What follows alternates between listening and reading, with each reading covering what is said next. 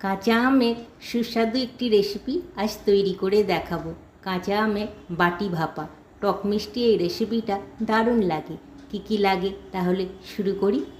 এখানে প্রথমেই একটা কাঁচা আম নিয়ে নিয়েছি, কয়েকটি কাঁচা লঙ্কা, 3 চামচ পোস্ত আর 1 চামচ সর্ষে নিয়ে নিয়েছি। এগুলো একটি জলে ভিজিয়ে রেখেছি।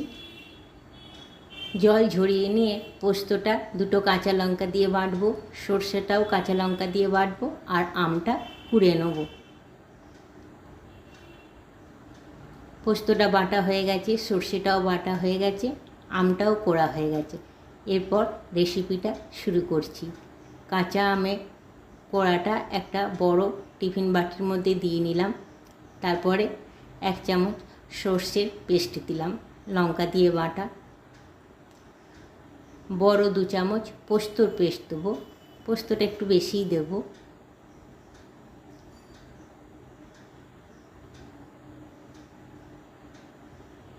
লবণ, হলুদ আর 1 চিমটে লঙ্কার গুঁড়ো দেবো। 1 চিমটে হলুদ, 1 চিমটে লঙ্কার গুঁড়ো দেবো আর স্বাদ মতন লবণ দেবো। মিষ্টিটা একটু বেশি দেবো, 2 চামচ মতন চিনি আমি এখানে দিয়েছি। স্বাদটা আপনারা আপনাদের প্রয়োজন মতন দিতে পারেন, ঝাল মিষ্টির স্বাদটা। ভালো করে মাখিয়ে নিতে হবে আম কোড়াটার সঙ্গে। পোস্ত, সর্ষে, লবণ, হলুদ পুরো মাখিয়ে নিয়েছি। এরপরে কাঁচা লঙ্কা 4টে চিড়ে দিয়ে দেবো। একটু ঝাল হলে খেতে ভাল লাগে টক মিষ্টির সঙ্গে। তারপরে 2 চামচ সর্ষের তেল ওপর থেকে দিয়ে দেবো। চারিদিকে ছড়িয়ে ছড়িয়ে দেবো। সর্ষের তেলের গন্ধটা খুব সুন্দর আসে। এরপর একটু মশলা ধোয়া জল ছিল, সেটাও দিয়ে দিলাম চারিদিকে।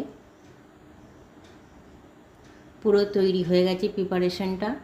এটাকে এবার ভাপাবো। টিফিন বক্সটা আটকে নিয়েছি। একটা বড় থালায় 1 কাপ মতন জল, 1 কাপের একটু বেশি জল ফুটতে দিয়েছিলাম।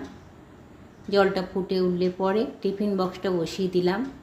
তারপর একটা ভারী কিছু চাপা দিয়ে রাখতে হবে, দিয়ে এটা মিনিট 10 মতো ভাপাতে হবে।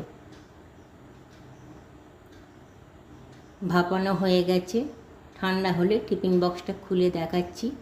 দেখুন কি ইউনিক হয়েছে, একটু তুলে দেখাচ্ছি। মিষ্টি মিষ্টি টক ঝাল খুব সুন্দর লাগে শুকনো ভাতে। প্লিজ একবার ট্রাই করবেন বন্ধুরা।